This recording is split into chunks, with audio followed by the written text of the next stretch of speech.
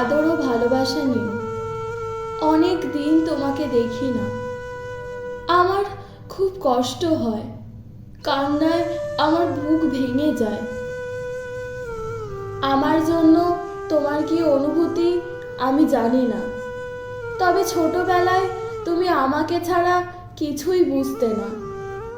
আমি যদি কখনো তোমার চোখের আড়াল হতাম, মা মা বলে চিৎকার করতে।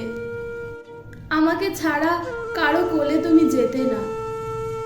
7 বছর বয়সে তুমি আম গাছ থেকে পড়ে হাঁটুতে ব্যথা পেয়েছিলে। তোমার বাবা হালের বলদ বিক্রি করে তোমার চিকিৎসা করিয়েছেন। তখন 3 দিন 3 রাত তোমার পাশে না ঘুমিয়ে না খেয়ে স্নান না করে কাটিয়েছিলাম। এগুলো তোমার মনে থাকার কথা নয়। তুমি আমাকে এক মুহূর্ত না দেখে থাকতে পারতে না। হাঁটুর ব্যথাটা তোমার মাঝে মধ্যেই হতো।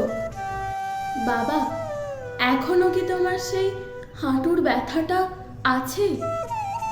রাতের বেলায় তোমার মাথায় হাত না বুলিয়ে দিলে তুমি ঘুমাতে না। এখন তোমার কেমন ঘুম হয়?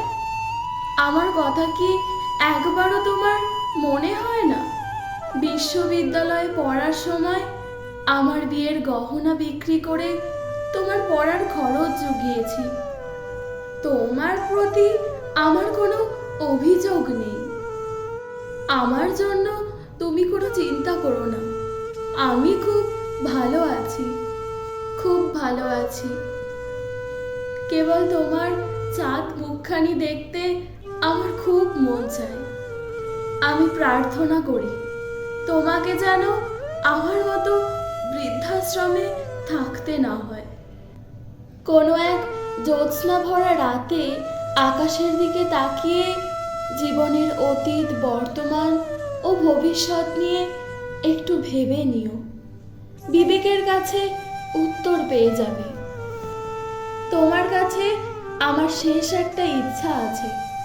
আমি আশা করি তুমি আমার শেষ ইচ্ছেটা রাখবে। আমি মারা গেলে বৃদ্ধাশ্রম থেকে আমাকে নিয়ে তোমার বাবার কবরের পাশে আমাকে কবর দিও। এজন্য তোমাকে কোনো খরচ করতে হবে না। বিয়ের সময় তোমার বাবা আমাকে যে নাকফুলটা দিয়েছিল, ওটা আমি আমার কাপড়ের আঁচলে বেঁধে রেখেছি। ওটা বিক্রি করে আমার কাফনের কাপড় কিনে নিও। তোমার ছোটবেলার একটা ছবি আমার কাছে রেখে দিয়েছি। ছবিটা দেখে মনে মনে ভাবি, এটাই কি আমার সেই খোকা?